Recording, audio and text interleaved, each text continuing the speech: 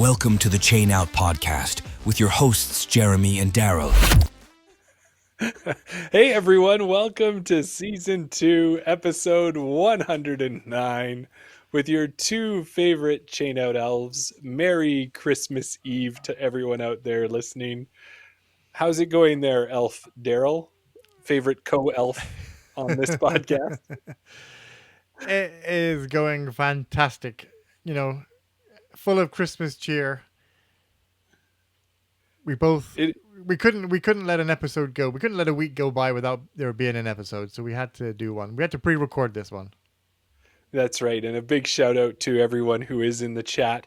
The people who were able to get into the chat for this one were our live Patreon members, so thanks to them for all their support, checking it out and supporting us and checking out the link. And we could see that Brendan is in there hanging out with us, which is fantastic. Yeah. And anyone else who hops in, thank you for that. I want to start this episode off right, seeing as it is Christmas Eve, Jeremy. I'd like to say cheers. I have a little cheers. I have a little shot of something dangerous. I'll let you see what it is to start with, seeing as it is Christmas Eve. Ooh, it's some Fireball. Fireball. Yeah, I know you do like a bit of Fireball. So yeah, cheers. Cheers. And I myself here, I'm having, I should take a drink. Okay, take a drink. Mm-hmm. I love my Fireball, but this here is I'm working on my beer advent calendar here, and as we're getting to Christmas Eve, should be almost done. This is a Town Square Brewing. Okay, is that right? Sorry, yeah, it's a Town Square, and they're out of I don't know where they're out of. Anyways, Town Square sounds like no, maybe not. Maybe I'm thinking of something else. I was thinking that Town Square was a Beaumont brewery, but it's not. That's red something. In any event, this is a rye and ginger sour beer. Oh my goodness. And the name of it is Chainsaw for Hands. So I don't know what everybody else is taking. Maybe they're drinking a water. Maybe they're drinking an eggnog and rum. I don't know, but that's what I'm drinking tonight. It's a nice Christmas beer. Chainsaw for Hands. Yeah, Dylan's in the chat. Everybody's loving the fact that Chain Out is sponsored by Christmas this episode, and we're two fun-loving Christmas cheer elves. Mm-hmm. It seems a little louder for me for some reason in my cans tonight. I don't know if it's the larger ears that I've got on. So anybody who's listening in an audio side of the podcast, they might want to go and do that one time where they check out at least a little bit of the YouTube video. You mean people are actually going to see me looking like this? Yeah, like I'm just, I think what everyone's going to be worried about is that looks a pretty slim fit. I don't know if that's the only thing you're wearing, just a little onesie there. Is that how you spend your Christmas? No, it's not a onesie. It's not a onesie. It does come with bottoms, but I did not put the bottoms on for this. I am wearing bottoms. I just don't have them on right now. Whew, this is my first Fireball, honestly. That's the Christmas present for all. I don't know. I don't know where you got your jersey from, but one give you the history behind mine. A few Christmases ago, we started a tradition in my family where I would buy Christmas pajamas for everybody. So it's a thing where I buy a full set for the family. So I think this was 2 years ago where I got the elves pajamas. So yeah. Okay. The hat is optional. Great. No, it looks good, and you look so smart with it. You know what it was is, if you remember way back when, for one of our previous Christmas episodes, I wore probably the same elf ears, but I had that bag. Remember, I had the bag held up, and it was so perfect. It actually looked like you were wearing the outfit. Yeah. And that was a moment for us. But for me, when it comes to Christmas, what I really wanted is, everybody talks about the ugly sweaters and that kind of thing. And I had wanted to have a Scooby-Doo disc golf or a Scooby-Doo sweater, that type of thing for Christmas, because that was my jam. But over $100 for the sweater for 1 or 2 days, I was like, nah, I don't think so. Exactly. But I was able to find this more reasonable Santa Claus on a unicorn flying through outer space. Move the mic. There you go. Yeah, this is, if you watched the previous Patreon episode we did where we had a chat with Carrie and Clive over at the Flight Pass podcast, I think Zoe described it beautifully. It's a rainbow unicorn with a Santa flying on it in space, Holding a sword holding for a some sword. reason. Yeah.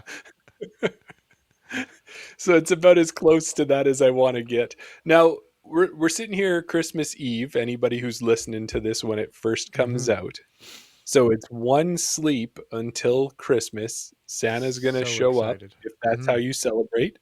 And assuming that is, you should be waking up the next morning to having some presents under the tree. Yeah. And my question is for you and for me here, Daryl, is what type of present, what disc golf present would you be hoping for that Santa's left you under the tree tomorrow if you've been a good little elf all year? What would I want? Um, an email saying congratulations, you're now been accepted onto Team Innova ambassador. No, That no, that that's a great idea actually. Why that would why be it. not? That would be an awesome present, wouldn't it? There you go. I've got everything else I think I need or I want in disc golf. How about you? Yeah. What do you hope is Well, under your tree? Well, I think what I would hope is under my tree. It's hard to top that. I could easily just throw out there an MVP Axiom sponsorship would be great to have under my tree. It would fit with everything that I have in my bag. But uh, but yeah, I think you know what? Another year of amazing podcasts with amazing guests and another 500 subscribers and tons of support and love the way we've been getting it. I think that's what I'd like.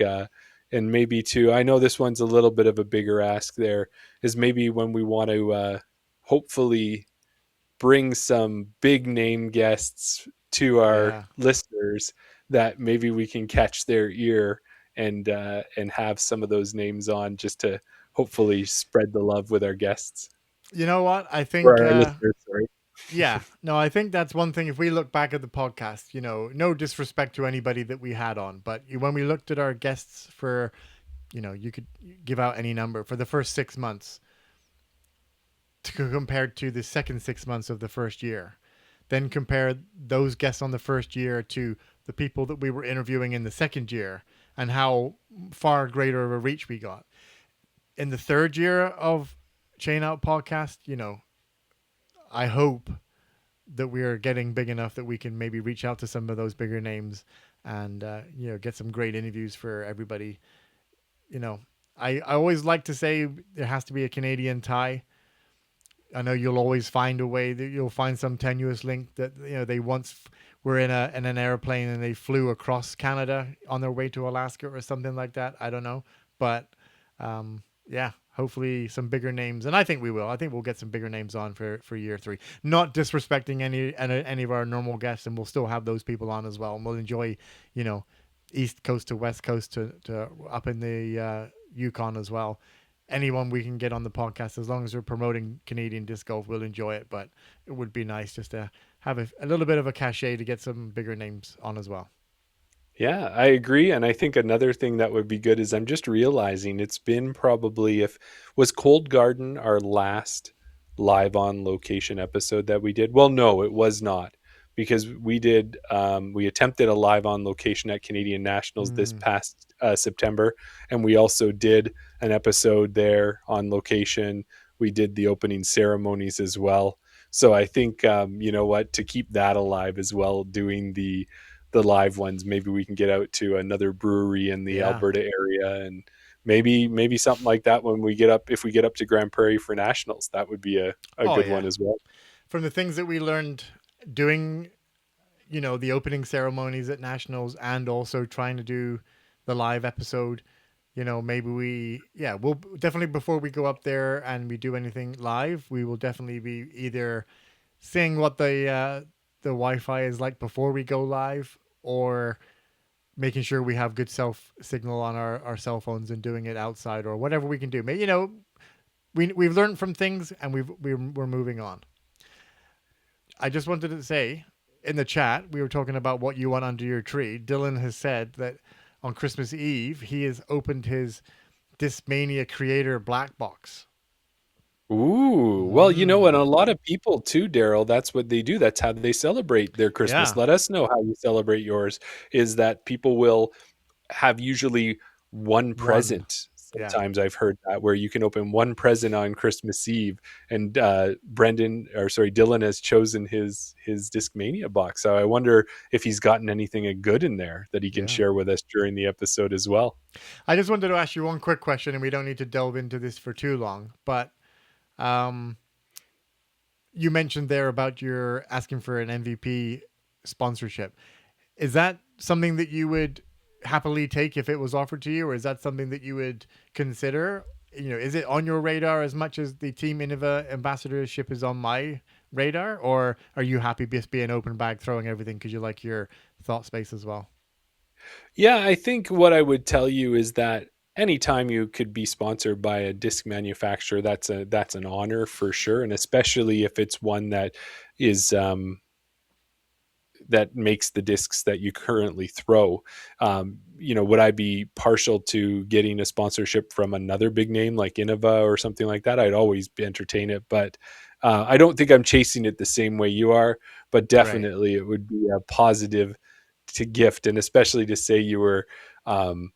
Three. I'm going to give you three names that I could be associated with if I was sponsored by MVP. I could be, associated with Chance Stad, right? I could be associated with Gabby Lee. Mm-hmm. I could also be associated with Chad Stance. So I think, there's three great MVP Canadians that I could be associated with. Exactly. Two of them have the same game. Right? Yeah. Two of them are really into Cthulhu, I think. We can talk about that in the future, but I'm interested to see where, if MVP Axiom offered you a sponsorship, you would say yes. If Innova offered you a sponsorship, would you say yes or no? If DGA offered you a sponsorship, if Lone Star offered you a sponsorship, if Prodigy, like which ones you would say yes to and which ones you would just have to pass, even though it'd be a chance to be sponsored and all the benefits that come with it. But we can talk about that another day. That almost feels like we put a little piece of Around the Basket into this episode. There you go. We're always wanting to make sure to give everybody a taste of what happens. If you like that kind of conversation, you can get that from Around the Basket. That's where disc golf discussions live. That's right. Yeah. And not always ones that we agree upon. Mostly agree, but not always. Yeah, it's not a bad thing that we disagree on things, Jeremy. Well, I'm wondering too if maybe for your yeah, I disagree. We should always agree. No, I think also too for Christmas, maybe under the tree, if you were thinking about what you would like for your Around the Basket present for Christmas, it would probably be about Jeremy's hot take on dogs on the disc golf course. So I don't know if you'll get that next year in season 3 or not as well, or season 2 of Around the Basket. Yeah, there's some great stories. That's right. There's stories. But well, one of the go ahead. Isn't it great when we're not in the same place? What I was just going to say is, when you associate Christmas, you associate a big man with a big bag and lots of cool things inside that bag. I do. Yeah, right? You see where I'm going with this, right? One thing 100%. One sort of the similarities with Big Mr. C and playing disc golf is that we also carry bags with lots of great things inside them. We certainly do. We have big bags of discs, right? We do have a big bag of discs. I have my big bag of discs beside me. And one thing that... Yeah, go ahead. And what we were thinking about that was we've talked about this before, and I think with everybody out there is we've seen some of these videos come out throughout the year. Marty Hendel did a great video on a what's in the bag, right? Yeah. He came out with a video like that. He had Canuck Hucks take care of it, and we got to see just what kind of discs he threw. And I thought maybe Santa opens up his bag, takes out all the presents, and shows everybody. I'd like to see what did we look like at the end of 2025 at Christmas. What do our bags look like? And maybe we can do a little in the bag. I think you've had this idea for a while, haven't you? I just want to, I want to just shout it out there because it seems like you forgot, but I know it was only a short, but I did put out my midterm in the bag. Right. Yeah, I did actually do one of those as well, although it was a quick, short, 1 minute rapid fire in the bag. But yeah, let's do our in the bags because, I mean, one thing that I've got quite a few people. though? I just want to warn people. So you said Okay. you're short 1 minute in the bag. Is this going to be the epic get you from Christmas Eve through your seventh drink in the bag? Is that what the is this the opposite of it? I thought I had more Fireball in this bottle than there actually is. I don't know who's been drinking it all because I don't really drink Fireball that much. I do like my whiskey, but not, I'm not a big fan of the Fireball. But what I was going to do, I was going to try and maybe play a drinking game that whenever we mention something to have a shot. But I don't think there's enough whiskey in this bottle for me to do that. But the one thing on that is I will say it's not going to be a 1 minute in the bag, but it will be we're not going to drone on for 45 minutes maybe. But the one thing that I will say is that you mentioned about our Christmas in the bags. Well, our Christmas in the bags are different to our summer in the bags because we don't have bags in the summer. We have carts where we can carry a lot more discs. So I did bring a few honorable mentions that maybe I don't, aren't going to be in the bag, but they would normally be in my rotation. In your cart, yes. In my cart, And yeah. so I think that's going to make everybody, that's a Christmas present to them as in the bag, because maybe that's it, is when someone's like, well, here's my in the bag / in the trunk / in Yeah. the, so this one will be a relatively quick one. We'll give you an idea what we've got, why we have it in there. And what we'd like to know is, oh, this would have been a great thing. I'm not going to be doing this tonight. I'm not in a good enough position to do it, Daryl, but that if people voted on, we'd give away one of the bags to them. But I don't think we're doing that. We're not that generous at Christmas this year. No. Maybe in the future we'll be able to do that. That would be great. Hey, maybe next year we can set up for that. We'll do 2 in the bags, and then maybe people could vote on which in the bag they want, and we give away one of the in the bags. Now, I don't know if that would be exactly the same because this is our true playing bag. Right. So, yeah, we can talk about that, Jeremy. Don't be putting things out there into the universe until we figure out the details. We got a whole year there, and Yeah. you've got a lot of Fireball. I got a lot of Ryan Ginger here. Brendan is in the chat, and he just wants to put it out there that he has a lot of great Christmas bags on the BR website. If you're so inclined to looking for a new bag, you can always get one there. There you go. Yeah. All right. Should we get to it? How do you? I think we should, and you might want to put yourself on widescreen, I'm guessing, and maybe have your bag there, and I can still chime in from a distance, or do you want to keep us split like this? Do you want to go back and forth? Do you want to start with putters and approaches and then move up to mids and fairways and drivers and just go back and forth? Sure. However, you lead the way there, my lead. All right, Christmas I'm going to lead the way. All right, we just start with putting putters. Okay. What do you have for putting putters? Normally I carry 2, but in the winter I've put a third one in my bag. So normally, I think everybody who knows me knows that I throw the Innova Zero. Yes. It's not it's not a common disc, but the big man himself, Dave Dunapace, throws Innovas. And I believe Dylan can let me know in the chat because he knows a lot about the discs and things like that. This mold, I believe it's like a Discmania P2, if I'm not mistaken. So if you like throwing the P2, if you're an Innova person like me, I just found that for a long time I used to putt with Pixels before I switched to Innova. And I think I like a bit of a deeper putter more than a shallower putter.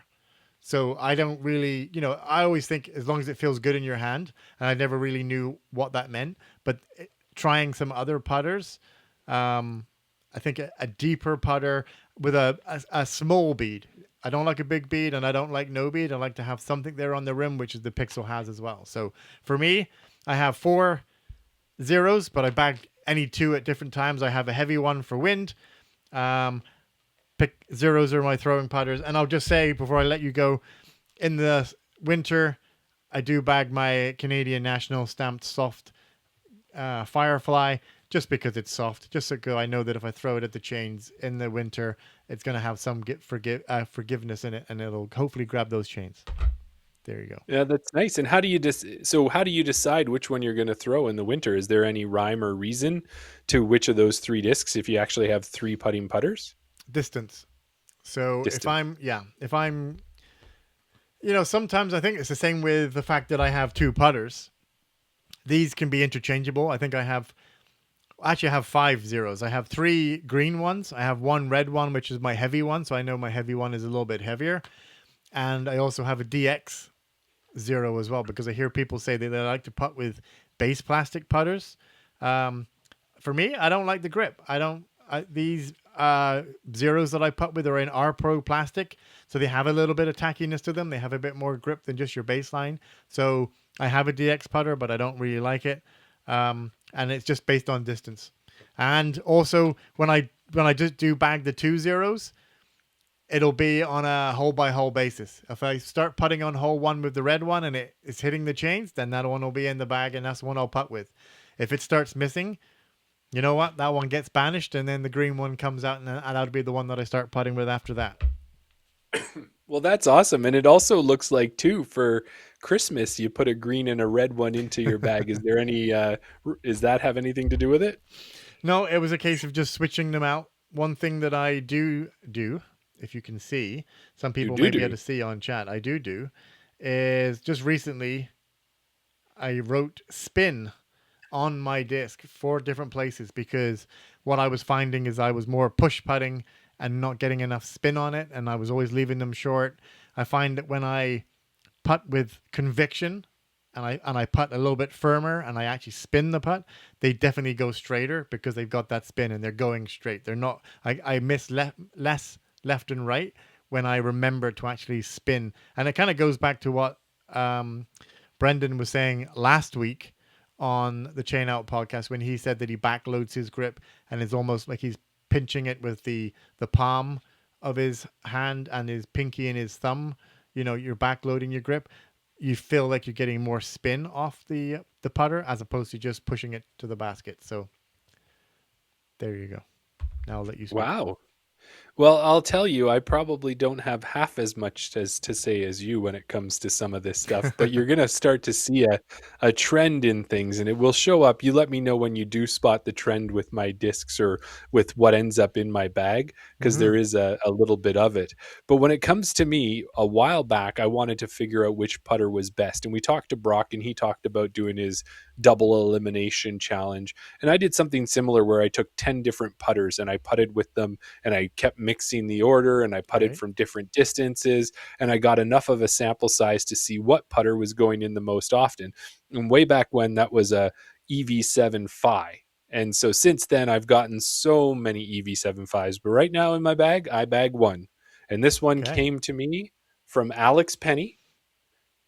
And it has a nice birdie on it. It's a little bit gray. It's a little tough for the winter. Yeah. But what I did was I got myself a bunch of different colored Sharpies, gave this, there's a bird on it, and it says Birdie Brigade for all of our audio listeners. I colored in the letters in a rainbow fashion, made the bird nice and colorful in blues and purples. And this is just my disc. So when you have 3 different putters, I have one for the winter. If this one doesn't go in, there's going to be another disc that's in my putt approach ones that I would have to use, and that would be okay, but I'd be in trouble because this is my one. So I know you like the EV7 Phi, and you know you have a few of them. I've given you a couple as well. Why do you only bag one of them? Why do you not have a couple in your bag? Or do you have a couple in the summer? And why? I know you drew on that one and you colored it in lovely, so it's like a bit more personal to you. Why did that one win out over, say, the do you have a cobweb or spider web? I do. I have some spider ones. I have some mandala ones. I think I probably have about 10 different Phis and 4 or 5 different designs, even just the standard stock design. And I think part of it is once I colored it, because it came from Alex Penny, that was part of the reason. Yeah, it gets in there, and you just to me, I maybe I'm already giving it away, but when it comes to discs from friends and discs from people, I feel that you get a little bit of them when you get a little bit of the disc. So you can hopefully draw on that when you're on the course, and when you're struggling with that putt, you can maybe think of a fond memory of that person, and maybe that takes you out of your funk and helps you with that putt. So yeah. And because I did a great job coloring it. Yeah, no, absolutely. That's it. You definitely did. You colored within the lines and everything. That's right. Took a long time. Yeah. All right. Approach discs. So what speed are we going up to on approach discs? I'm going to jam out on, let me feel it. Up to 2 discs I have there for you. So you whatever you feel like. We're going to get through the bag, however you want to do it. All right. So my throwing putter, if I need something to go, if I'm not putting with it, but it's short enough that I can throw a, like a mid-range or a 5-speed or whatever would be too far. My throwing putter is an XT Invader. Again, a little bit grippy. Numbers 3201, but for me, if I throw it full power, it's more like a -1/1. I can get it to, flip up a little bit. Again, a little bit of a bead. It feels good in the hand, like the grip. I don't like to throw my putting putters, so rather than getting a 0 and having that as just a throwing putter, I went with the XT Invader. And you know why? One reason why I kind of went with this as a throwing putter? I have an idea. Oh, what's your idea? Good, you tell me why, and then I'll tell you why you're wrong. Well, I think there is an amazing player out of Ontario by the name of Rebecca Dawn, who had that as a very common disc that was helping her be as successful as she was. And I'm wondering if that knowledge bleeded into you as well. That's crazy that you know that, Jeremy. When Rebecca played in Junior Worlds, she threw the XT Invader. And so that's why I got it, because of her. And then actually I threw it and it actually worked out pretty good. So that's my throwing putter. Nice. And is it coming over to me? All right. Well, I'll do one more. Might as well. All right. Go for you then. I can have another drink. Okay. So when it comes to me, I've got two. Well, I'm going to even go one more step. I've got 3 things to show you. We just talked about Alex Penny. He got sponsored by Elevation Discs this year. And we have so many different minis that we love. We have our chain out minis. We have I've got my DJ disc golf mini. I've got so many different ones, but one of the ones that I really like is he got me one of these super soft Elevation discs minis that has a bird on it. And it also doubles as a knee pad. So that is always a staple in my bag. Even if I've got another mini, I've always got Alex's mini with me as well. So that's one. And then I only have one putter, but I have 2 other putters that I use for throwing at the basket, depending on what I need. Yeah. So one of them here is MVP Watt. Yes. That's the... hold it in front of my face is what you say. Kids on Track Gabe Piska's fundraiser tournament. Yeah, so that's a blue one with a Wonder Bread type stamp on it. And again, that's a reason I've got it, is it works really good for me. It's almost like it was the glitch before there was a glitch, a heavy straight type of disc, sometimes drifting a little bit understable. Great disc to have in my bag. And then otherwise, I have my Chance Dad Baby Cthulhu range. And so there's my other one from the MVP Axiom Streamline series. And that range is similar to a Berg, as similar as you can get with kind of the rounded edge. Mm-hmm. And that one's nice because it does drop to the ground a little bit quicker. I can throw it nose up and it kind of catches the air, floats and comes down. And those are my 2 throwing putters that I'll always have with me. I've never thrown the range. Is it like a Berg? Is it like a 1-speed? Is it like a rock? Do you have to really throw on it to get it to fly? Or does it have more glide than a Berg? No, I would say it's very similar. It just doesn't have the stability of the Berg. So it can turn to the right if you don't have it on a hyzer. Whereas a lot of times with a Berg, we've noticed that if you throw it flat, it'll always finish to the left on a backhand throw. But I don't notice that with the range. I can see that it'll either land flat or it could go a little right. So you really have to put it on a hyzer to make it high, to finish left. Right. Okay. Another approach disc that I like to throw, and this is my Invader is just something if I need it to go straight with a little bit of finish at the end. If I am in trouble, or if I need maybe it to flip up to flat, or if I need it to turn over, an understable disc for me is my R Pro Dart. Yeah, that is a staple in your bag. I can tell you. You've seen it quite a bit, yeah, all year long. The numbers are 3400, but for me, it's understable. Now, the one good fun fact about this disc is, I think I've told it on the podcast before, is that I took this to Smith Lake Farm, and where Nate Sexton was one of the coaches, and I had said to him about the Innova Dart, and I said, when you throw a dart, is it how much you pay attention to numbers? Because the dart for me is 00, but it's more like a -2. Like it is quite a bit understable. So he said, "Oh, do you have it with you?" And I, of course, pulled it out and gave it to him. He kind of felt it, squished it a little bit like he does, threw it, and it just turned over and went to the left. And he's like, seems pretty stable to me. So this is my dart that was thrown by Nate Sexton. But yeah, it's if I put this flat or even on a bit of Annie, this will be my left to right, get out of jail. If I need something if I'm in the trees and I need to get out around, the dart is what I'm going for. Well, Now, it does sound like you and I have a little bit of a tie there, because that Chance Stat disc of mine was signed by Chance. right. You've got a Nate Sexton thrown dart. You have a Rebecca Dawn XD Invader. what would you call it? Is it sponsored? Promoted? What is Promoted, it? maybe. Endorsed. Yeah. And endorsed. Endorsed. That's the word. Yeah. Yeah. Yeah. And then Dave Dunapace throws zeros. So, I mean, I'm sure we can find a link to every disc that we have that somebody throws. But the dart is in the R Pro plastic. You'll notice that I do like the R Pro because it is quite sticky. Another disc that I'll throw for an approach. We're going up in speed, but it's kind of that utility disc. Like if I need it to go left to right, I'll throw the dart. If I need it to finish left, then I'm throwing my Champion Cayman. Very overstable, very flat top. 5.5 204. So I will use this on forehand as well sometimes if I know, because obviously you need, for beginners that don't have a forehand, throw something overstable. It will correct all your errors that you're throwing and it will come back. Mainly throw this on backhand, but I will throw it on forehand if the need must. But I do have a different forehand disc that I throw better on forehand, that if I like a utility forehand sort of thing, an approach forehand. But I did get a Cayman from Brock. I think he was selling one quite a while ago, and it was a Star Cayman, and I liked it, but it wasn't that overstable for me, maybe because it was a little bit more beat in. So I decided to go with the Champion Cayman because the Champion plastic will give it that a little bit more overstability, and it definitely is for me.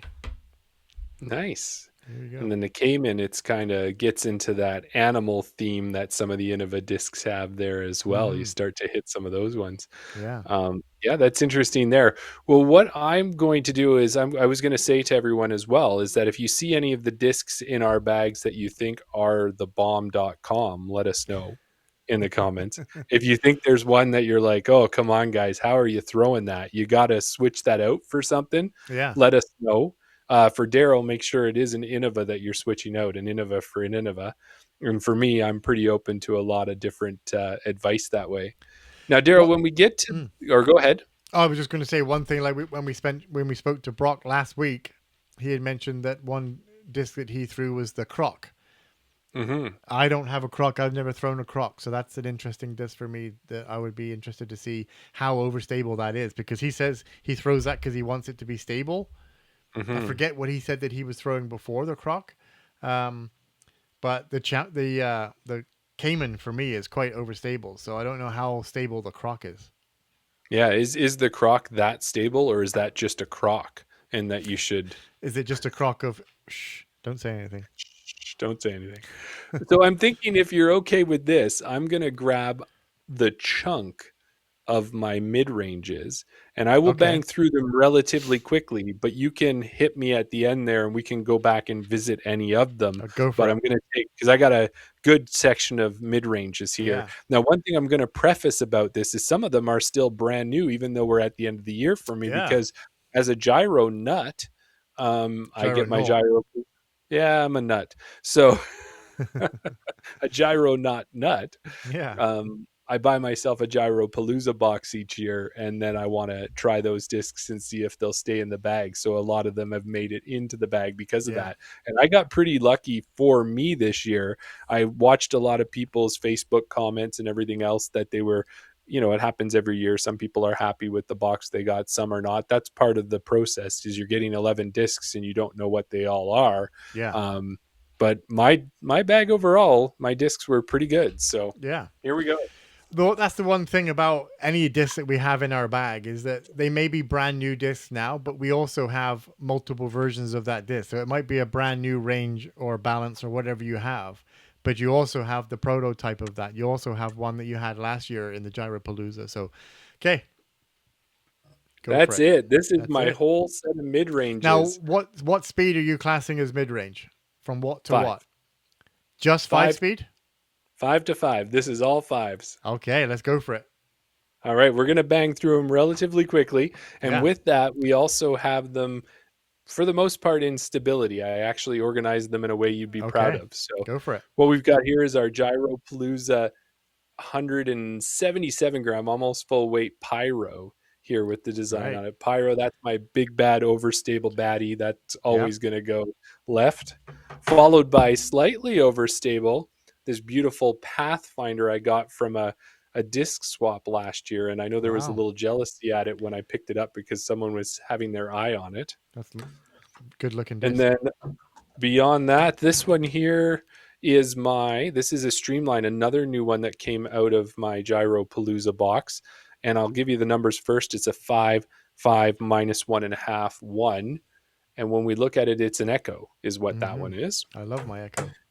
Then I have a disc that has been in my bag almost since day one. And that's my Glow Lazotl Hex. And this bad boy has been in my bag for quite a long time. I got my second ace ever on this disc. Yeah. And I believe I might have gotten another ace that you told me wasn't an ace, so I didn't write it on the back. But otherwise, this one has been in my bag for a long time.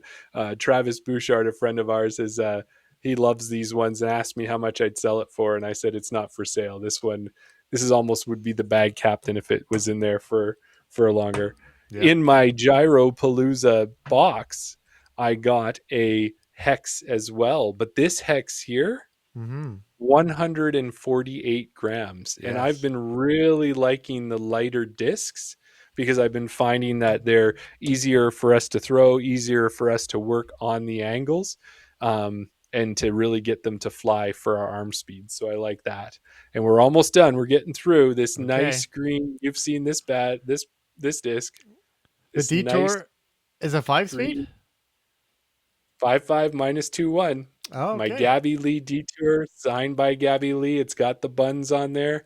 When I've thrown this one ever since Canadian Nationals 2 years ago, Gabby Lee was throwing that disc with me, and it always flies the way I want it to. There you go. And then I've got Falcon. 2 more. Falcon's Flight. We got a super understable Rolo. Yeah. But what you know about the Rolo when it's in my hand is I can do things with a Rolo that other people can't. I can make this flip up to flat. The only thing I can't do with a Rolo is make it roll. Yeah. And then the last disc I've got here is this is from the Gyropalooza as well. Another one I'm working to get going is a Particle. And that was a disc that I'll see if I got my spot for that one. And that's so this one is a little bit less for a mid. This is 3302.5. I was going to say, I thought the Rolo would have been the last disc in that selection, but I don't think I've ever seen you throw that Particle. It is new to the bag for the end of the season just because I got it here in the last month. So there you go. Did you have any questions on any of these amazing mids that I'm packing?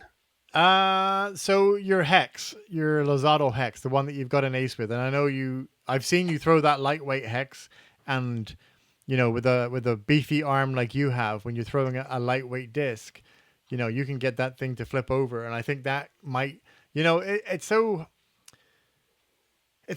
that's what we love about discs and why we buy so many discs. And you think, why do you need another disc? It's because you can get it to do different things. The fact that the Hex is different numbers to your Detour, but yet the weights are different. You can get the Hex, if you throw it at full speed, you could get the Hex to do the same things the Detour does, even though the numbers are not the same and they're quite, separate. So going back to your Lazotl Hex, do you, like you said, it's going to be the bag captain. Do you think it would ever leave your bag, or what I'm trying to say is, like, you have the Hex, it's your bag captain, you're going to keep it in the bag, but you also have the lightweight Hex. Is there a situation where you would take that out, or would it be replaced with a different disc, or would you need a Hex that's a bit more overstable? Like, would you have multiple discs of the same? Yeah, I could see having multiple hexes in my bag and narrowing down the molds that way for sure, because the Hex, one of the things that I think Brendan brought up to us a long time ago when we talked about it is and you had mentioned it maybe even earlier, was the sense of having that same feel when you grip a disc. And maybe you're not cognizant of it and you don't actually acknowledge it, but your hand knows how to throw that disc and how to hold that disc. So if there are different plastics and the stability changes, like a neutron in an MVP might be a little more stable for a hex, then that would be my stable, and then my neutral, and then the lightweight could be my understable hex. And I could see that happening. But the problem is, if you're asking, would my detour ever come out as a result of that? Yeah. It kind of can't, because it's Gabby Lee. So until Gabby Lee makes a hex, that detour doesn't come out of the bag. So, And I think that's one of the things that I'm a bit guilty of, is having multiple discs that do the same thing. So if you have a lightweight hex that turns over and goes to the right, but you also have the detour that turns over and goes to the right, well, what's the point in having two discs that do the same thing? You like the way that the hex feels in your hand. You have multiple hexes, but that doesn't mean that the detour comes out. So the detour stays in. Does that mean the lightweight hex then comes out? Or do you have two discs that do the same thing? Could be. It would either be two discs that do the same thing, or the lightweight hex ends up coming out. If I had to go down to a satchel bag, that's probably what would happen at that point, is the Zottel would stay in and the Gabby Lee would stay in. Think about this for the end, but that's what we should end this bag in the bag with out of these discs, if you had to downgrade to just one putter, one mid, one fairway, one driver, so we'll say 4. Maybe not a putter, because we know the putter is going to stay the same anyway. But if you had to narrow it down to, take one approach disc, one mid, one fairway, one drivers, that sort of thing, which ones would you take? And I think we know a couple of your discs already. That's true. That would be tough, though, when you get down to one mid-range. But yeah, go ahead. What do you have for your mid-range group? So, okay, well, if we stick with just 5 and under, because those are honorable mentions. Okay, well, I've got my Cayman, which is a 5-speed, but I only usually really use that in a utility situation. One disc that is, I have multiple, and I never really thought I would have it in multiple plastics or molds, not molds, but what kind of molds in some way. And you'll know what I'm saying in a second. Is this is a new disc to my bag. This is the one that I got from Kevin King in my Trash Panda holiday disc swap. This is a rock, but this isn't just any rock. This is a San Marino rock. It is max weight at 180, which is surprising for me to throw. Like, I'm the same as you. I like lightweight. Gone are the days where we can throw 173, 175, 177, whatever they might be. And we're now looking for those 155, 160 type disc sort of thing. So this is a 180, but it's a San Marino rock. Now, the numbers on a rock, I believe, are like 4403. But for me, when I throw this, I can get this to, it's more like a -1-2. If I throw it, I can get it to drift to the right, which is strange, really, because I'm always, a lot of people don't know what that 0 means, and they throw it, then it goes straight, and then it goes left, and they think, why is it going left? It should be a 0-3. Yeah, because the 0 means there's 0 turn to the right, so it'll go straight. And then there's 3 at the end means it'll fade at the end. It'll get to the ground faster than maybe a 1 where it'll kind of land flat sort of thing. So, but I do have the rock. I have a Rock X3, and I believe I have a Rock 3 as well. But in the bag right now, maybe there's a bit of recency bias. Maybe there's a bit of, this comes from came from Kevin King. So that's a bit of, going back to your whole, friends giving friends this sort of thing. So the San Marino rock is in the bag at the moment. Now this disc, I think possibly this could be my bag captain. This was the first disc that I ever bought. I looked back at when I ordered it online. It was in a bunch of discs, and this is the only one that's stuck in it did come out for a little bit. The reason why I bought this disc was because I didn't know anything about flight numbers, and the flight numbers said 00. So I was like, okay, I want something to go straight. I don't know how I can throw understable, overstable. If I throw 00, it should go straight. This is a G-Star Mako 3. Ooh. This is the first disc I ever bought. It's 168. And And for me, it's more like a -1.0. Like it is understable. G-Star plastic will be in faster. It'll go a little bit. It'll be more understable over time. This one, I can get it to flip up.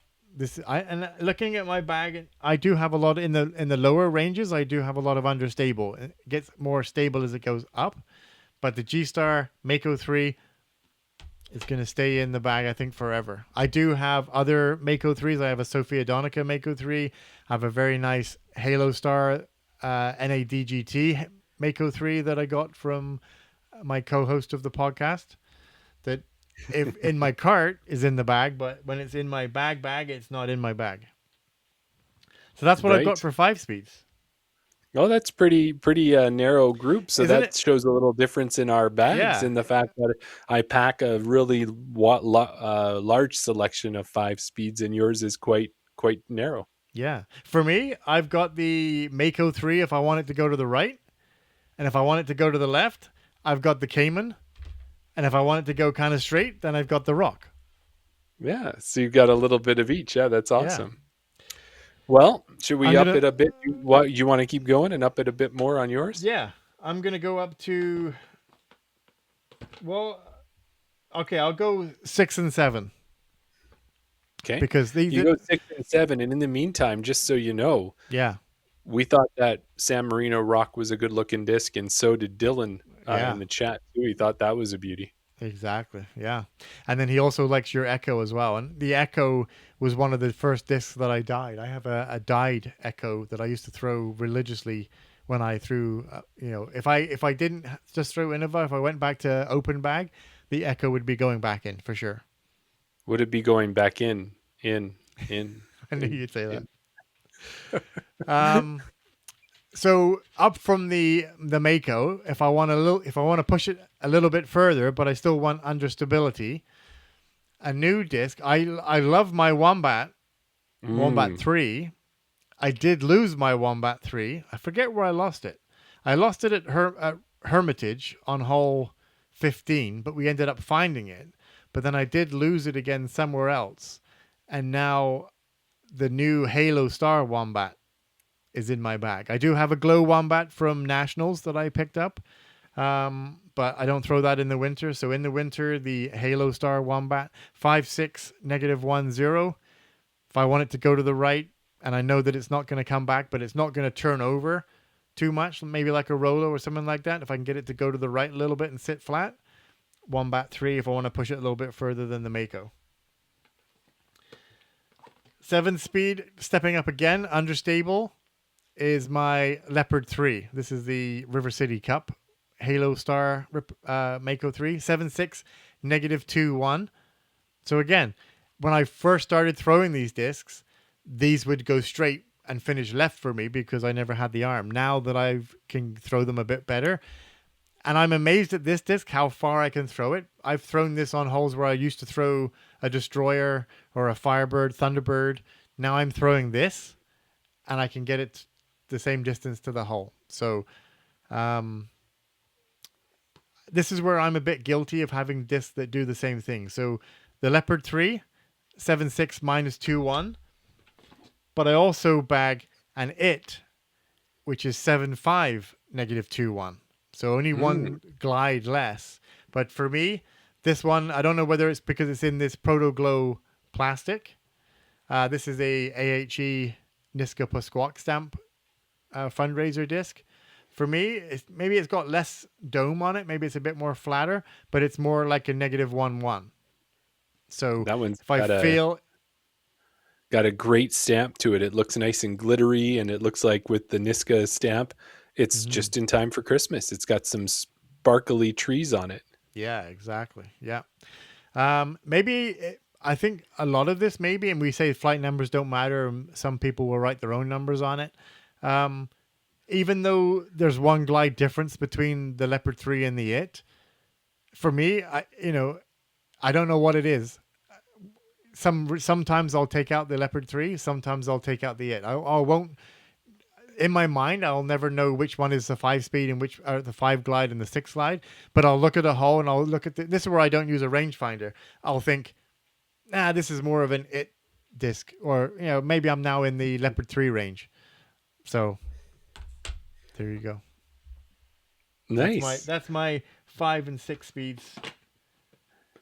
And into a 7 too, I think, with And into the sevens. Leopard 3 as Yes, well. yeah. 5, So 6, how and many? 7s. I'm going to ask you, how many do you think I have as I reach back to grab them in that 7 speed ish, 6.5? Remember, because we're also talking So my we're doing MVP like, side I know of you probably things. don't have any, but we're talking 6, 7, and 8. We're not going into 9s yet. 6, 7, and 8. Yeah. You tell me how Well, many you you think I had have. quite a few 5s. I'm gonna guess. I reckon you have like. You do have a bit of spread between your numbers, so I'm gonna say you have 4. Four sounds like a good number. Just before you get onto your disc there, I just want to go back to the chat. Brendan says his Undertaker is his slower speed disc that used to be more stable, and now he loves it for his longer throws. So getting getting your arm speed up, now getting that extra distance with a slower speed disc is what I'm finding as well. Go ahead. Gotcha. Well, one of the things, just like we talk about when you enter tournaments in a year, and if there's any involvement from Innova, you can probably expect to get some specific discs that Innova tends to put out there. A lot of Makos and different discs like that, maybe some T-Birds and such. Yeah. When it's an MVP Axiom sponsored, you get a lot of hexes, you get a lot of craves, and because you get so many craves, I have to narrow it down to which one goes in my bag. And I have this pink crave that, again, is a disc that's been in my bag for quite a long time. It's fading out. It's getting really soft. And it's a crave that is pretty neutral for me, and I like it. And it's relatively lightweight too. So light. This one is a little bit older that it doesn't even look like it has the weight stamped on it, which is something that Axiom has been known to do an MVP for quite a while now. So to give you an idea, that's one of those staples in there. Just before you move on, that crave, we know that we have disc golf sometimes with Sonia, and she has a pink crave as well, and they looked a totally different color. That's right. This one is faded. It actually spent some time at Langholm under the snow one year before I found it, maybe 2 weeks. So I think that also softened it up a little bit. And then another OG original disc, and when I say OG original, was going to Gander Disc Golf and buying the first 3 discs I ever purchased, a Sensei, a Hex, I know and which this disc river. is coming next. The river, yeah. This river has also spent some time under the snow. And for me, not being a guy who has a lot of good luck with understability when it comes to, say, something that's a -1-1, this river has gotten to the point where it is understable and I can turn this thing over quite nicely when I want to. So that's why it's still in the bag. It's so scuffed. It's so, you see that when you've got, if it was, say, Dave Ross out of BC or Stuart McKissick or one of those guys who's been playing since the early days when maybe Innova was one of the few discs that was available. And you see these discs they're throwing and you're like, why are you still throwing that, man? There's so many new discs that be in better shape. Why are you throwing that? I think this river one day will end up being that for me 10 years from now. Yeah. Why are you still throwing that thing as long as I have it? And then after that, I've got one of my lab seconds I got in my Gyropalooza box. This is a Glow Rhythm. Rhythm's a little bit different than a Crave -2-1, but the Glow might make it stable. So I wanted to give it a try and see how straight it would throw for me. Yeah. And then luckily enough, I don't know if it's lucky. I feel maybe a little bit like Joey in Friends, which you can relate to. Okay. When Joey went to the silent auction and ended up buying a boat. Right. I did the same kind of thing at a silent auction a couple of years ago at Spring Runoff. I won. I guessed the right price.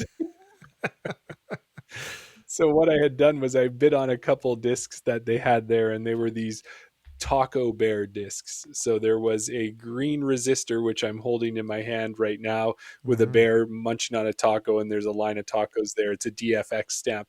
And there was also, I think, a Mayhem I got at the time. The Mayhem went into a into a Christmas gift that I put out there. But this resistor is a disc that I know that Matt Dwyer and I know Brock used to throw it when he would throw before he was Innova, and it's a 6403.5. And I find this so nice for forehands and so nice for a reliable overstable disc when you don't need to really have a lot of distance on it. So that would be what fills out my 4 kind of 6 to 7 or 8, as you said. I used to bag a Crave, like you said, and I think anybody who's ever played disc golf has a Crave. I have thrown the Rhythm as well. The Resistor I never had. And what was the other disc you said you had there? There's a River, a Crave, a Rhythm, and a Resistor. Yes, the River I remember buying way back when I started, and I was always looking for new discs, and I figured the River was one that I wanted. I bought a River in gold plastic. I remember it. I think I had it for maybe 2 rounds. I think I might have lost it under the snow, or it went in the lake, or I think I may have just left it on a hole or something like that, and I never seen it again. It had my name and number on it, and never got a call back, but the River was one that I had very short. I never really got to throw it that much. That's how you know it is a good disc, I think, is when you have your name and your number on it and it still doesn't come back. Yeah. It's because someone recognizes that they've won the lottery when they found that disc. Yeah, exactly. Okay, there was another. So I kind of had my discs out of order in my bag. I do have another 7-speed and an 8-speed that I didn't mention. I can't believe I didn't mention this one. This one, again, is a signed disc. I would never normally throw signed discs, but for some reason, I've kind of loosened that in the end of the year. So I do have a number of signed discs that I do actually throw now. This one... Have I worn off on you? Is that what you're telling me? I think it could be, yeah. This one is my Sophia Donica Eagle L. So I do have an Eagle. I have a Greg Barsby Eagle, but just the fact that this one is a bit of a -1, given that bit of an understable. It's in Proto Glow. It's Sophia Donica. It's signed Sophia Donica. It's gone back in the bag. It came out for a while. I just couldn't throw it, and I figured, I think I may have thrown it once or twice and then thought, nah, I don't want to throw it because it's got a signature on it and it needs to be a wall hanger. But then looking back at, maybe I need something a little bit understable. Well, I have this disc. It's Sophia. Maybe, I can always get another one if I need it. So this one is in the bag. And then jumping up to 8-speed. This is a new disc, but it's only a newer version of a disc that I already used to bag. And I'm surprised. Actually, let me have a look because no, I don't have one of these discs in my bag right now, which I'm surprised of. I'm quite a bird guy, the same as Noah Higgins. So I normally bag a Firebird or 2. I normally bag a Thunderbird or 2. And I also normally bag a T-Bird or 2 or 3. I have a Vinomacula T-Bird. I have a Jen Allen. I have a couple of Jen Allen T-Birds. I have a Champion T-Bird. I have quite a few T-Birds. But I also have a T-Bird 3. Now, a T-Bird 3, my one that I used to bag is a Ricky Wysocki T-Bird 3. But this one I just got in a Tour Series misprint box. So this one is actually a Bradley Williams pig stamped Haley King T-Bird 3. So it's a Bradley King or a Bradley Williams and a Bradley King or a Haley Williams. Or a Haley Williams T-Bird 3. It's in Metal Flake, Champion Metal Flake plastic. I think the Metal Flake is meant to make it a little bit more overstable. The Champion makes it overstable. The Metal Flake a little bit more overstable. But the numbers, a T-Bird 7502, the T-Bird 3 8402. So less glide. So I typically throw the T-Bird 3 when there's wind. I don't want so much glide, but I still want it to go straight and then finish left. This one has only been thrown a couple times, so it's still pretty overstable. Same with the Ricky Wysocki. I never really threw it that much. If I was going to be in that range, I would always throw the T-Bird, or I would throw a newer Champion T-Bird to get that overstability. But I've actually been stepping up to throwing the T-Bird 3 a little bit more. So there you go. That's 7 and 8. So your T-Bird is similar to the Crave that would be in my bag, where you've got a lot of them and you can mix and match depending on your mood and which one Yeah. you want to put in your bag for a specific round. Maybe based on a course, you're like, I know that one hole, it's Mm, going to be the Vinyl Makala T-Bird 3. I need that one in the bag for that hole. exactly. Yeah. I think any time I bag 3 or 4 of them. Um, But again, same with the putters. Sometimes I can be like, okay, this is the one that I need to throw. Sometimes I'll throw it on a hole and maybe it'll turn over too much or it'll go straight or whatever. It just won't feel right in my hand that day. And I'll be like, okay, your time is done. You're staying in the bag. And now out comes the champion T-Bird 3 or now comes the 2023 Jen Allen or whatever it might be. So sometimes it can just be, if you're not playing well, you're getting resigned. You're getting benched, sort of thing. So, but T-Birds, Gotcha. I think, and it's funny because I have more T-Birds than Thunderbirds. But when I did the one disc round at Rundle, I picked a Thunderbird, maybe just because I needed that a bit of extra distance. There you go. Speaking of Thunderbirds, Jeremy, let's go up to, let's say 9 and 10s. Sure. Okay, well I'll start this time. So I mentioned I do like my birds, and right here is a Calvin Heimberg Thunderbird. Ooh. This is a newer disc. Not really sure why I bought it. I think maybe just because I was buying other discs at the time and I needed to make sure the shipping was enough. So added the Calvin Heimberg Thunderbird. I do like Star Plastic Thunderbirds. I have a couple. I have a new, which I have an honorable mention, which I'll save to the end. But I do like a Thunderbird as well. So Calvin Heimberg Thunderbird is in the bag. And then you can't speak about 9-speeds and talk about birds and talk about people in particular. So this one that's in my bag is only one of 3 that I normally bag. But this is a 2025 Nate Sexton Protoglow, Halo Protoglow Firebird. I have a few. Nice. Tim Plamondon has convinced me that the Firebirds are the disc of choice. If you want to get an ace, get an Nate Sexton Firebird. I do not have a Nate Sexton Firebird right now, but maybe one day. That's just one of many Firebirds that I would have in my bag normally, but for my winter bag, I just got the one. All right. Well, the Firebirds are such a great disc, and then a Nate Sexton one on top of that. Definitely. So I'm sure that ace is just waiting for you in 2026. Maybe that's one of your presents for the new year. There you go. Just before All we right. move on, Brendan in the chat, he still doesn't have a Crave, but he probably should, though. I think Well, Jeremy he can would talk to definitely. me. I'm sure I could part with one for him if he wants to to get one. I've got a number You of. would think that Brendan might have access to a number of Craves, but he doesn't have one in his bag. I think it's because he's one of those Discraft guys. And he also says that the Eagle L discs are so nice. Right. And I would agree. Well, I'm going to get you. So you said 9 and 10. Now you guessed 4 discs correctly for my 6, 7, 8 spot. How is my 9 and 10 going to look? Dylan says I have a 2023 blue one. Is this my 2023? I want to say this is my brand new 2025. But I do have a pink and blue. I don't know if I have it here. For your 9s and 10s, well, I do know you love a trail. So you probably have 2 or 3 of those. And you do love a mantra. So you do, I'm going to say 5. I'm going to say you have 5 discs in this category.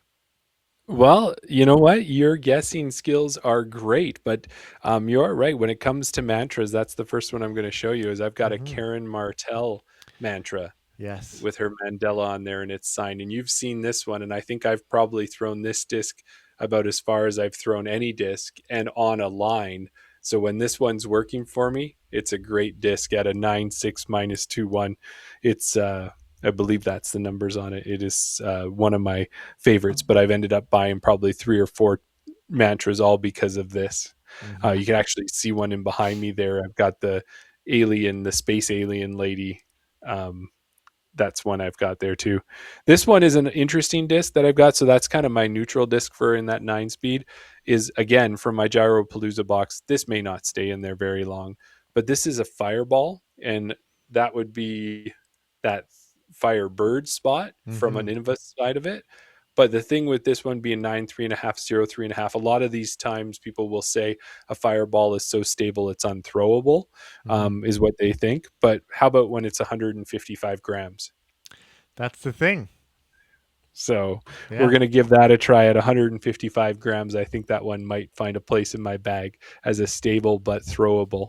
And then you mentioned the trails.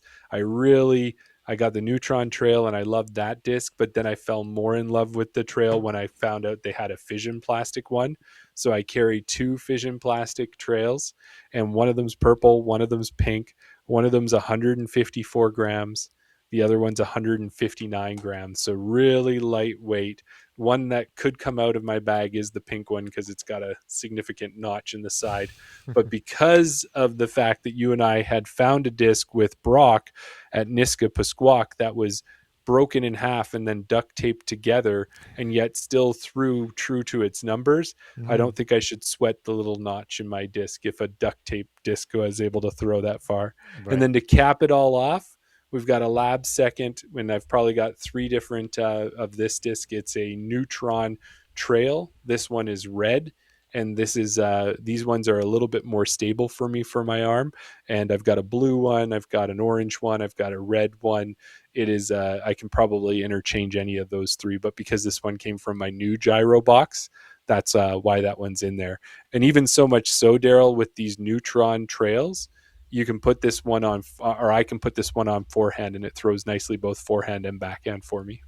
Right. One thing that I would ask you, sorry, do you have more? No, that's all of those. So out of those 2 lightweight trails, why do you bag the 2 lightweight trails? Do they do the same thing? Are they similar? What makes you throw the pink one over the orange one? Or the pink one over the purple? The only reason that the other one made it in there was because sometimes I don't have confidence in the notchy one. I want to have the other one, but that is truly the only reason. Otherwise, I was only carrying one, and the other one was a backup for when one got wrecked, and now I just have them both in there in case I don't have confidence in the one that's got a little bit of nicks in it. Okay, so we can bring this up now, and this is something that I have noticed since throwing Innova only. If I sticking to one manufacturer, I found that I don't rotate my bag as much as what I see from other people and you and Mark and people like that I play with. One thing that made me sad about your bag is the day that you showed up to the course and I asked you where your lightweight Vodum was, and you said, "Oh, it's out of the bag." It was going good for a while, and then it started to do not the right things for me, so I took it out. So yeah, there it is, the white one right there in the middle. There you go, you'll get it. So the fact that you have so far mentioned probably a lot of, I don't know what the percentage is, but a lot of, oh, I just got this in the Gyropalooza box. Oh, I just got this in the Gyropalooza box. So you've probably only thrown them a handful of times. So the fact that you rotate your bag quite a bit, and if you throw a disc and you think, oh man, this is an awesome disc, it flies exactly like I want it, and then it goes like that for 2 or 3 rounds, and then the 4th or 5th round, maybe it starts not, maybe you're not having your greatest round, but you throw it and it doesn't go as well as it did the first couple times, it comes out of the bag and it gets replaced by something else. Where do you draw that line of keeping a disc in the bag because the disc can do the work, it maybe that you're not throwing it correctly, as opposed to like the Vodum, where I know I've seen you throw it. It was so lightweight, and the fact that you could throw it on hyzer because you're quite a hyzer thrower and I'm an anhyzer thrower, but you would put that thing on hyzer, but yet it would go straight on hyzer for so far and then finish left at the end, as opposed to if I throw something on hyzer, it's hooking up and only going half the distance because it wants to get to the ground immediately. You could push that thing so far, and then all of a sudden it wasn't in your bag because, well, let me tell you, Daryl, it didn't do what I wanted to do for such a long time. Yeah, and you're right, that has happened, and I think it's a good question to ask is, and maybe out to the listeners as well, is what does a disc have to do to get banished from your bag, and Hmm. how many times does it have to happen?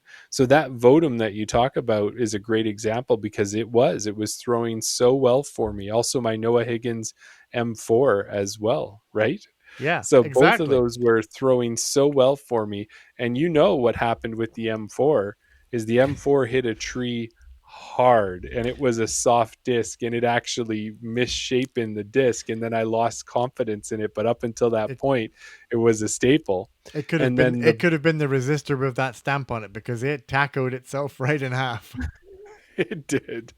And then when it comes to the Votum, what happens is when you throw the disc, and this is what happened to me in the Edmonton Open tournament this summer, there was a bit of wind, and the wind caught that Votum, and it decided with the lightweight nature of it, it said, yeah, I don't care what you want me to do. This is what I'm going to do. And it put me out of bounds and it added strokes to my game instead of taking strokes off my Mm, game. And as right. soon as a disc starts adding strokes that were not expected, or you feel that you didn't earn those ones, the disc gave you those, if you know what I mean. Yeah, yeah. That's one of the ways that they will come out of my bag, is like if you give me strokes that I don't think I earned, or I deserved, then you're coming out of my bag. Yeah, and that is the problem, right? We think about dropping to lower weight discs because they're more for our arm speed, right? So the lightweight, we can get more distance, hopefully. But Hmm. the downside of that is if it's a little bit windy, if you throw it into a headwind or if you throw it and the wind gets under the disc, you know, it's you're rolling the dice on where it's going to end up, and you found that with the Votum. So maybe the Votum comes back in when it's a no windy day. On a calm day. Yeah, but then what would come out? That's the question, right? It's true. Yeah. So All where are right. you? We're at your nines and tens now, or we got some nines there, So, did we not? Or are we going up well, higher now? no, we can. Well, we go 9 and 10. Um, let me Because just. you had some Firebirds and Thunderbirds, those were nines. Oh, and it just goes to show you that my bag is all out of order here because I there is my Vinyl Macula T-Bird. So I do bag a T-Bird. I was wondering why I thought I didn't bag a T-Bird. For some reason, it was out of order in my bag. There's my Vinyl Macula T-Bird. So I do bag a T-Bird. Um, my 9 was the Firebird and Thunderbird, but I have a 10 speed as well before we get up to 11s. So this is a disc that I got at Nationals. I got it for two reasons. One, because I never had the disc, and I like to throw Innova, so it was a mold that I never thrown or never had. The other reason why I got it, and if you look at it, Jeremy will know why I picked this disc. This is an Innova Orc. Mm. It's a 10-3, 10-4, -1-3, And it's an eye dye, baby. and it's an eye dye. I do love an eye dye disc, and I have a few other eye dyes that didn't make it into the winter bag. Um, for me, I think really, honestly, maybe I can push to 11 speed, but I think 10 speed is probably what should be my max.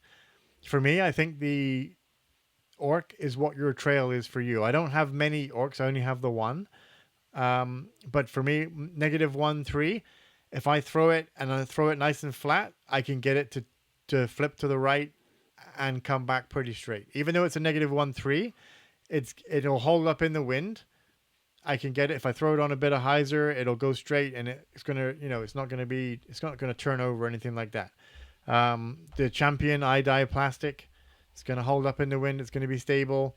I can throw this on forehand. I've actually started to come to throw this on forehand on hole 1 at Hermitage, and I've parked it under the basket with this before, not many times, but I have a confidence that I can actually throw it and it will do what I want it to do.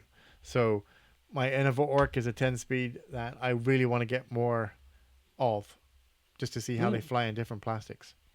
And and those eye dyes, like you said, they're great looking discs. They really, really do a good job from the Innova side. It's something, it almost feels like a custom disc that you would get, and Yeah. it's something that you can buy off the Innova shelf.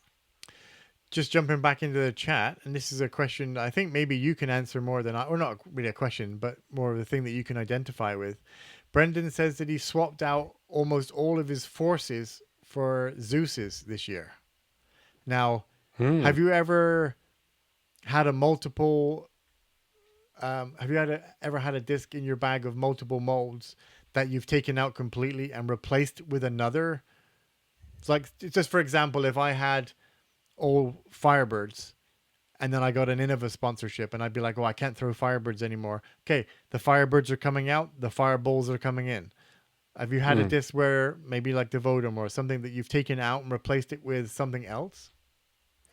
Nothing too much like that. I have noticed that maybe with discs that have the same numbers, because I can have multiple manufacturers. So say a Castoplast Svea versus Wombat 3 from Innova. I feel those discs are very similar to each other, and they'll swap out depending, or sometimes they'll both share the bag, because just like you said, it's funny, as a disc can have the same numbers, a lot of the same flight in that, but sometimes you're like, nope, it's the Svea disc, or it's the Svea hole, or it's the Wombat 3 hole. So I think that's the closest I've had with it. I've not really done one where I've taken a whole bunch of discs out and changed them straight up with another mold. But I could see as you improve, or if you're injured, or if you change, like right now, I'm trying to work with Steve Newman, has helped me when we were in our fall league there, to help me improve my game. Yeah. And if you improve your game and you make a significant change to it, that could be a good reason to have to change a mold, because maybe the way you throw it is no longer the same. You've added more speed or more spin or more angle to it, and it no longer flies like it used to for you. I'd be interested to, like, I'm just trying to play devil's advocate and see how it would fit into your scenario. Let's say you ever did get an MVP Axiom sponsorship, and they said, yep, you can only throw MVP Axiom sponsorship. Anything else that's in your bag, you have to take out. And you look at your mantra, 9-5 -2-2. What in the MVP range would replace your mantra?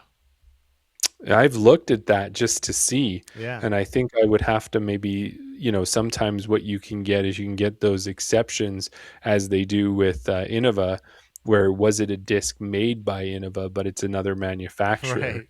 That's kind of a cheat mode. Company. But I would so maybe my cheat mode would be, because Thought Space is made a lot of times by MVP. Right. So maybe I could get around it that way. Because you are right, though, is sometimes there's a disc, and that's probably the hardest thing is, you use the Berg as an example. If the Berg is your disc, what disc actually replaces a Berg? There isn't really something out there. There's other discs with similar numbers, or other discs with similar qualities. But if you're a Berg person, you're a Berg person, and there's not much you can do about it. So there are probably some discs like that. And I do find that as you get into the Axiom MVP line, when you want to get a higher speed with more understability, you start to lose those options.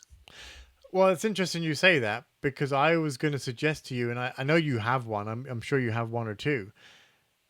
Have you tried throwing and like put actual time and effort into throwing it? The Insanity, because I think the Insanity is a -2-1, and I'm sure you have one, because I know you got the PDG disc like I do, and then I know there was an Insanity in there. Well, I have about 3 different Insanities. I have a Gabby Lee one, so that one is one that I need to put some time into, because it's got the buns on it. Yeah, and then I also do have a lightweight used one that I got at a disc swap with a kind of that clear plastic that they have, and that one there I need to spend some more time with. And you're right, maybe one of those ones could take the place if I get the door knocked on by MVP Axiom. That is the thing, right? Why would you take the mantra out if you have no reason to take it out? But yeah, just that question of, if you had to, what would you replace it with? And yeah. Brendan asked a question: do you guys ever choose to buy discs to start in your bag that are going out of production? Or do you stock up if something you love is going out of production? I think I'm probably lucky with Innova in the fact that they don't go out of production. And then, in fact, what they've done is they've brought discs back, because the Eagle L was out of production, but it came back in from Sophia. I don't think they've ever closed down production on a disc that I know of in my time anyway. Well, and one of the things I would say that you might find is it may not always be out of production, but it's the end of a run. So again, if we Right. go back to our friend Travis there, he enjoys the Lozatl hexes. So Hmm. I just recently put up I tag him when I see one come up on Facebook so that Yes. he knows about it so that he can stock up because he has a few different discs where it's this run. And I know Thought Space can be that way as well, for Yeah. example, because Thought Space will have Pathfinders, but every year has a specific stamp on it. So you want the Strongman Pathfinder, or you want the Right. Snake Pathfinder that I have. So in those cases, there, you hope you figure that out. If you like that run, you hope you figure it out early enough to buy it up. Because Hmm. if you wait too long and you find it 3 years later is when you discover that run was a good run, then you're chasing them around. So I would Yeah. say to Brendan's question there, you'd have to know right away that this was a disc you love and have been experienced maybe with that disc to know that not every run is the same. Sexton Firebirds, I think, probably fall in that example too. Mm. Yeah. I don't think I'm experienced enough with my discs to be able to know. Like I have a Vinyl Macula T-Bird, I have a Jen Allen T-Bird, or I have two Jen Allen T-Birds, I have a Cayman T or a Champion T-Bird, a couple of Star Plastic T-Birds. I don't know if I could say, oh, this this 2023 Jen Allen T-Bird is so much better than the 2025 Vinyl Macula T-Bird. For me, they kind of fly the same. I haven't thrown them enough. I don't think I've beaten enough discs to actually get them to fly different than what they've started off flying. As much as I've thrown them, maybe I don't play enough or don't hit enough trees. I don't know what it is, but there's only a couple of discs maybe that I've thrown that I'm now getting to turn over prior to them turning, being more stable. I mean, I don't know if that's the fact that I've can throw faster now or harder than I did before, but there's not many discs that I have that have changed that drastically. Not that I can really pinpoint anyway. To say enough of, oh, this is the one that I want to get. I don't know. Maybe that is something to say about Innova's line that they're more consistent. I don't know. But you're right. I've heard you say that before about the Pathfinder from ThoughtSpace being each run with that stamp on it is the one that you need to get. And like you Mm-hmm. said, the Nate Sexton Firebirds do kind of fall in that category as well. That's it. All right. Well, I want to finish off my bag here for you. And how many Okay. discs do you think are left in my bag at this point that we're going to talk about? Well, I thought Trail was probably your fastest disc. I'm just trying to think what you have above 11 or 10. Let me think. I know this isn't good audio, but I'm just trying to think what other discs I know that you throw that would be. Oh, you have a wave. I think maybe you have two waves, so maybe a couple of those. All right, I reckon you got three left. Man, you are on fire. It must be like the 5 fireballs There you that go. you've had tonight. You're Yes. on fire. Okay, we're going So for number 6. go for number 6. We should have had this at the beginning and maybe we do this for New Year's, but you should have been Oh, yelling fireball every time you had one. there we go. We're empty. Six All right. fireballs was the number that was left in the bottle. So what I have, again, going back to the gyro box from this year, just again, I don't even know that I've thrown it yet, but I do have, as you said, I have 2 waves. Here's the first one. This is the 10-year anniversary wave. It's in a Neutron plastic. It's the white one that everybody would have probably seen. And Mm-hmm. I don't expect that one to fly too much different.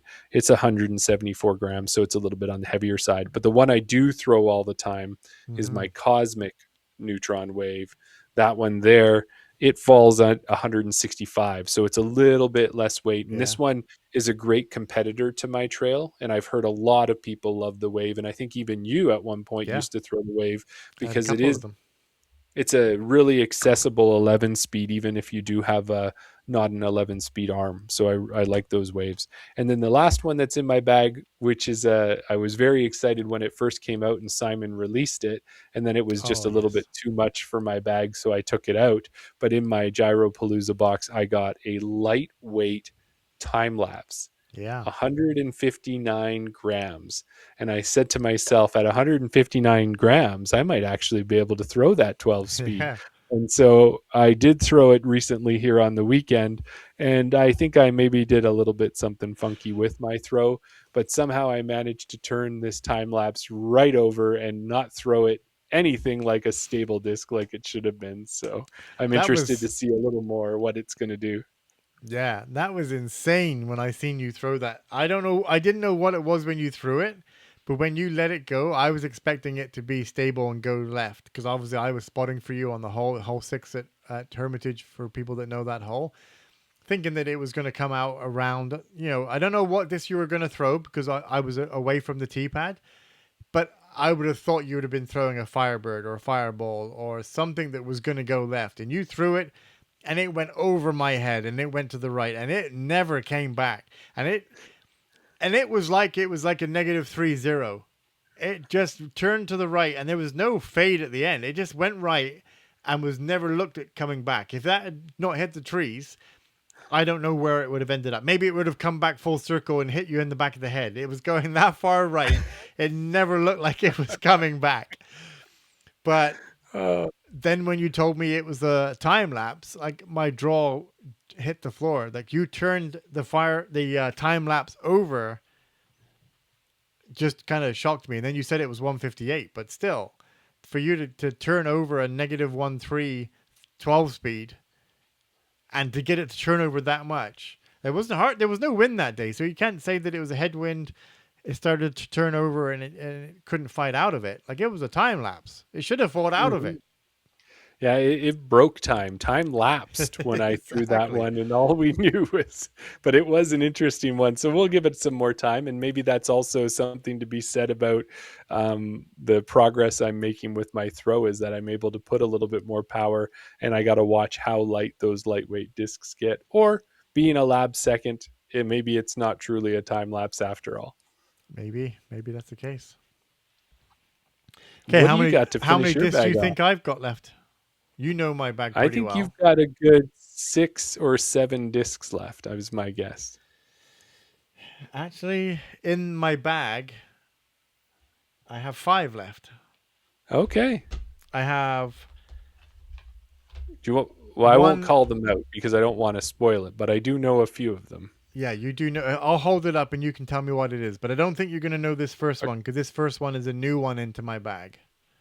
It's a lab second. Oh yes, so it's a Lab Second F2 blue disc. I did just see you Right, throw 1 this second. recently, but I'm not going to Yeah. remember what that one is. So this is a G-Star plastic model of a disc that I actually started to like again. I bought it. I didn't like it for a while. It came out of the bag. It went back in. I started to like it. Now we're getting into winter. I figured, you know what? I seen it in the lab seconds. I don't care about stamps as much as I do say that I do have a lot of Pro Series stamp discs here. This is a G-Star Mystere. 11.5 Right. -2.2. So this is kind of like my wave.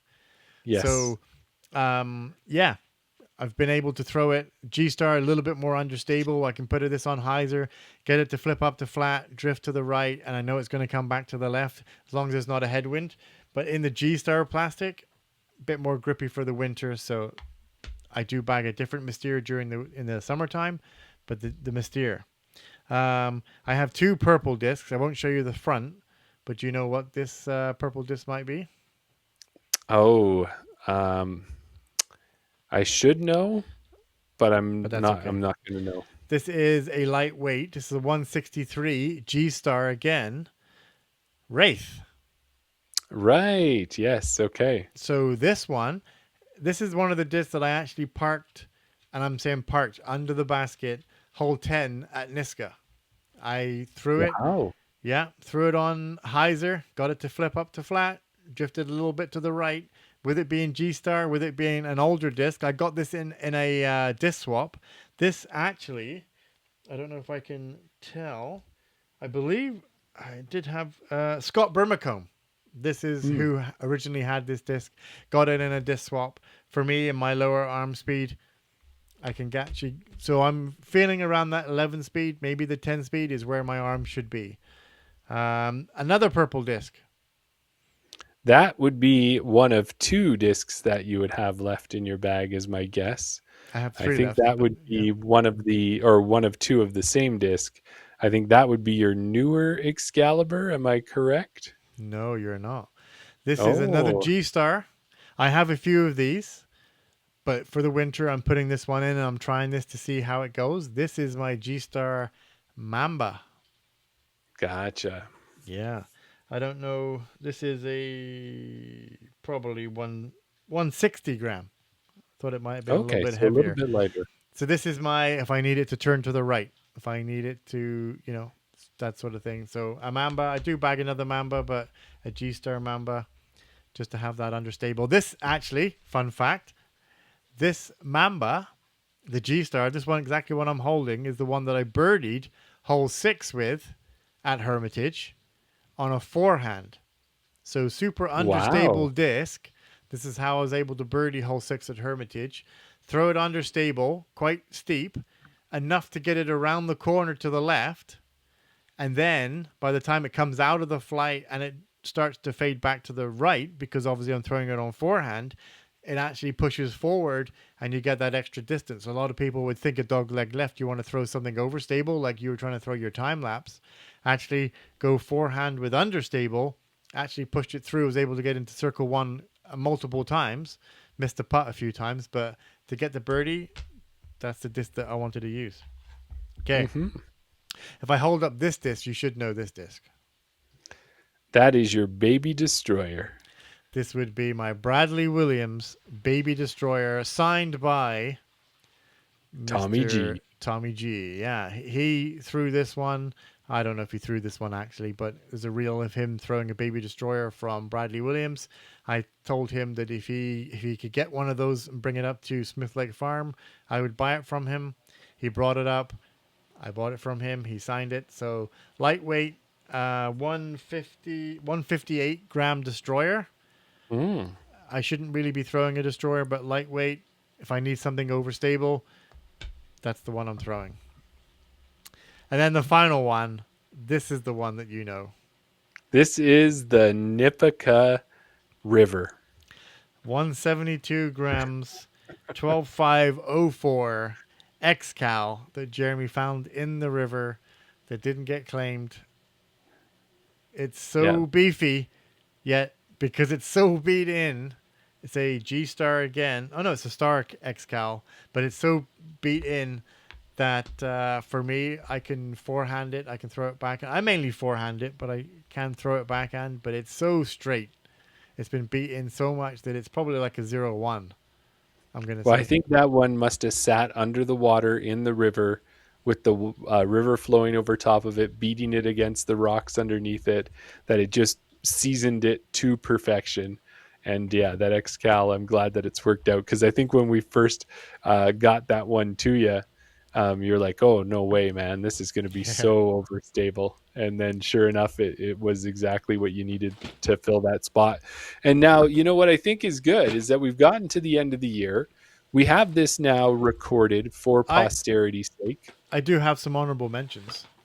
Oh, yeah, we should continue extending this. There's people who are probably saying, you know, I'll be right back to the family gathering after I listen to this podcast. And they're saying to us right now, thank you for that lengthy in the bag review, because I would like a little bit more time. A little bit more. Okay, I'm going to run through these quickly. Okay. Discs that I've added to the side pockets on my bag that I wouldn't normally bag. So, Polecat. A polecat, which is stamped with a pig, but it's a polecat. I do have a couple polecats. I have a soft polecat and I have a cat merch. Here's another polecat. I'm trying to get back into throwing it. Maybe that will make the bag. I don't know. A hog. Got it as a Trade Z with Brock. Tour Series Mist stamp. Bit more overstable. Metal Flake Champion. I'm going to try and throw it more. Haven't really thrown it enough. Trash Panda Disc Swap. Infinite Emperor. Kona Montgomery from Kevin King. I don't know what the plastic is, but it feels like G-Star equivalent, but it's an infinite disc, so whatever infinite mold and plastic would be, but an infinite Kona disc Emperor. I said earlier about a rock. I said earlier about iDye. My iDye rock is a disc that I would normally throw in the summer, but I don't throw it in the winter because I don't want to lose it. A very good friend of mine gave me a Halloween rock. Duo plastic. A Doombird Duo plastic. 180 grams. Max weight rock again. Don't want to lose it in the winter because it's a little bit white, so I'm not throwing it.